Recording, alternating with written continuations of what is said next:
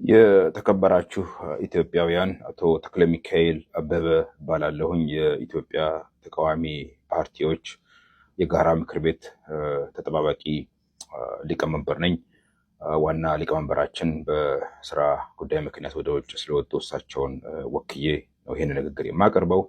በዛሬው ዕለት የአገሪቱ ጠቅላይ ሚኒስትር አብይ አህመድ በፓርላማ ቀርበው ከፓርላማው በተነሱላቸው ጥያቄዎች ላይ የጥያቄና መልስ ዝግጅት አድርገው ነበረ። ዝግጅቱን በቀጥታ ተከታትለነዋል። በቅድሚያ የፓርላማ አባላት በየጊዜው ጠቅላይ ሚኒስትሩ በቀረቡ ቁጥር ከጥያቄዎቻቸው በፊት የሚያዥጎደግዱት የመግቢያ የምስጋና ንግግር እንዲቆረጥ እንዲያደርጉ የፓርላማውን አፈ ጉባኤ እንጠይቃቸዋለን። ከዛ በተረፈ ጠቅላይ ሚኒስትር አብይ አህመድ ያደረጉትን ንግግር በኢኮኖሚ ሁኔታ ላይ፣ በአገሪቱ የጸጥታና ደህንነት ጉዳይ ላይ፣ በሰላም ጉዳይ ላይ፣ በግብርና ጉዳይ፣ በኢንዱስትሪ፣ በአገልግሎቱ ዘርፍ እንዲሁም በፋይናንስ ጉዳዮች ላይ የተናገሯቸውን ንግግሮች ተከታትለናል። የጠቅላይ ሚኒስትሩን አጠቃላይ ንግግር የቃኘ እና የዳሰሰ መግለጫ ከሰሞኑ የጋራ ምክር ቤቱ ተሰባስበው የሚያወጣ ሲሆን ለጊዜው ግን በአንዳንድ ጉዳዮች ላይ አስተያየታችንን እንደሚከተለው እናቀርባለን። የጠቅላይ ሚኒስትሩ ንግግር በአጠቃላይ የሚጠቁመው አገሪቱ ልክ እንደ ባለፉት 7 ዓመታት በቀጣዮቹ ዓመታትም ወደ ባሰ ድህነት፣ የሰላም እጦት፣ ጦርነት ውስጥ፣ ቀውስ ውስጥ እንደምትገባ፣ ዴሞክራሲ በፍጹም እንደማይታሰብ እና ሀሳብን በነፃነት የመግለጽ መብት እንደማይከበር፣ ብዙም ብሩህ ጊዜ እንደማይመጣ ነው። ለምሳሌ ጠቅላይ ሚኒስትሩ ከግብር ጋር በተያያዘ ወይም ገቢ ጋር በተያያዘ መንግስት ከአጠቃላይ ጂዲፒው 7% ብቻ እንደሚሰበስብ እና ይህም ከሌሎች ሀገሮች ለምሳሌ ኬንያ 15% የምትሰበስብ ሲሆን የእኛ በግማሽ ያነሰ ነው። ስለዚህ በቀጣዮቹ ዓመታት ወደ ኬንያ 15% እናድጋለን ብለዋል። ይሄ በጣም የተሳሳተ የተዛባና የኢትዮጵያን ሕዝብ የኑሮ ሁኔታ፣ ገቢ፣ ኢኮኖሚ፣ አቅም ከግምት ያላስገባ በፍጹም ከተራው ሕዝብ የራቀና የተንጠለጠለ ታርጌት ነው የሚል እምነት አለን። የኬንያ ሕዝብ የዛሬ 20-30 ዓመት አንድ መምህር ገቢ የኢትዮጵያን መምህር 10-20 እጥፍ የሚያገኝ ነው። ስለዚህ በዚህ ሁኔታ 15% ከጂዲፒ ቢሰበሰብ አይገርምም። የኬንያ ኢኮኖሚ በቱሪዝም፣ በግብርና፣ በኢንዱስትሪ፣ በፋይናንስ ሴክተሩም እጅግ በጣም ያደገ እና ከኢትዮጵያ ልቆ የሄደ ነው። በቴሌኮሙኒኬሽን እንኳ ብንመለከት የኬንያ ኢኮኖሚ የዛሬ 20 ዓመት የደረሰበት ደረጃ ላይ ነው ገና ኢትዮጵያ አሁን ለመድረስ የምትታገለው። የኢትዮጵያ ሕዝብ አሁን ባለው ሁኔታ ኢኮኖሚው ተዳክሞ፣ ዋጋ ገሽቦ፣ የመግዛት አቅም ወርዶ፣ ደሞዝ አሽቆልቁሎ፣ ዶላር እንኳን በቅርብ ጊዜ በተደረገው ምንዛሬ ብንመለከት የንብረቱን ዋጋ በግማሽ ሕዝቡ ያጣበት ሁኔታ፣ ኪራይ እየጨመረበት፣ ደሞዝ የመግዛት አቅሙ ያነሰበት ሁኔታ ነው። በዚህ ሁኔታ ግብርን በ10-20 እጥፍ እየጨመሩ የጂዲፒውን አማካይ ከዛ ውስጥ የሚገኘውን እንጨምራለን ብሎ ማለት በኢትዮጵያ ሕዝብ ላይ ቁስል ላይ እንጨት የመስደድ ያህል ነው። ስለዚህ እኛ የተቃዋሚ ፓርቲ ድርጅቶች ይህንን የጠቅላይ ሚኒስትሩን ንግግር እጅግ በጣም አብዝተን እንቃወማለን። በአጠቃላይ የጠቅላይ ሚኒስትሩ ንግግር በቀጣዮቹ ዓመታት ኢትዮጵያ ውስጥ አፈና እንደሚጠናከር፣ የሰላም ሁኔታ ማስተማማኝ እንዳልሆነ፣ ኢኮኖሚውም እንደማያድግ፣ ጠቅላይ ሚኒስትሩ እንደተለመደው በፕሮዳክቲቭ እና ምርታማ በሆኑ ጉዳዮች ላይ ሳይሆን በአብለጭላጭና አብረቅራቂ ፕሮጀክቶች ላይ ብቻ የሀገሪቱን አንጡራ ሀብት ሊያፈሱ እንደተዘጋጁ የሚያሳይ ነው።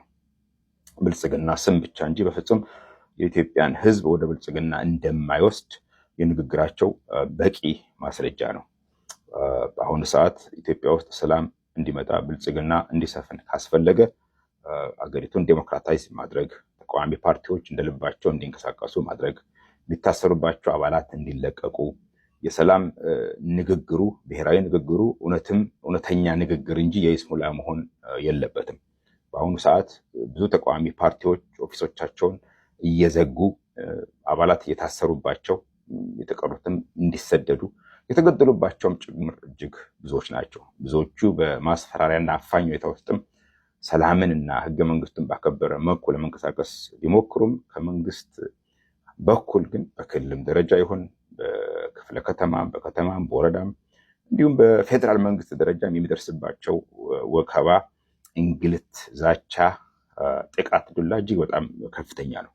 የጠቅላይ ሚኒስትሩ ንግግር በዛሬው ዕለት በፍጹም የሀገሪቱን ተጨባጭ ሁኔታ ያላገናዘበ እና ከእውነታው የራቀ መሆኑን እናምናለን፣ እንገልጻለን።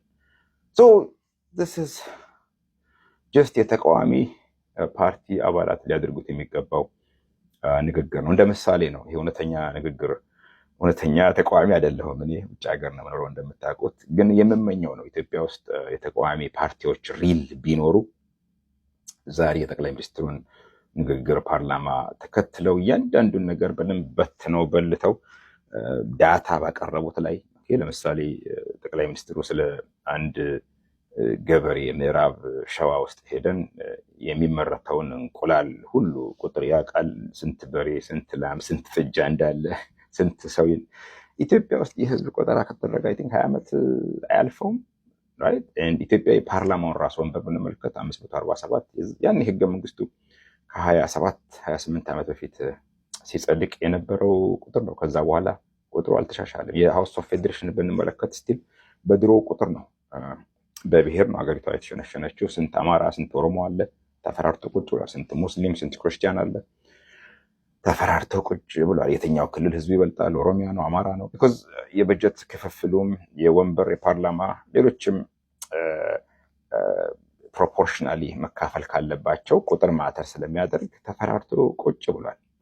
ይሄን ያላደረገ ፌዴራል መንግስት ነው እንግዲህ ስለ ታችኛው፣ ስለ ቀበሌው፣ ስለ ወረዳው ስራቸውን እየሰሩ ነው። በጣም በሚያስደንቅ መልኩ የሚያስገርም የእስረኞችን ቁጥርን በዛው አይተውት ቢሆን ኖሮ ቆንጆ ነበር። ስንት ሴቶች እንደተደበደቡ እንደተደፈሩ በየቦታው በየአካባቢው እሱንም አብረው ስንት ሰው በሴኩሪቲ ጦት ምክንያት እንደተገደለ፣ እንደታነቀ፣ ማጅራት እንደተመታ እሱንም አብረው ቁጥርን ቢያቀርቡልን ቆንጆ ነበረ። የተቃዋሚ ፓርቲዎች ስራ ነበረ ይሄንን ዛሬ ቁጭ ብሎ ተከታትሎ እግር በእግር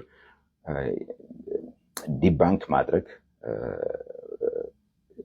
ነቅሶ ማውጣት፣ ችግሮችን፣ ጽጾችን፣ ተለዋጭ ደግሞ ፖሊሲዎችንም ለሀገሪቱ ምን ያስባሉ የሚለውን ማቅረብ ነበረባቸው ተቃዋሚዎች። ይህን አላደረጉም።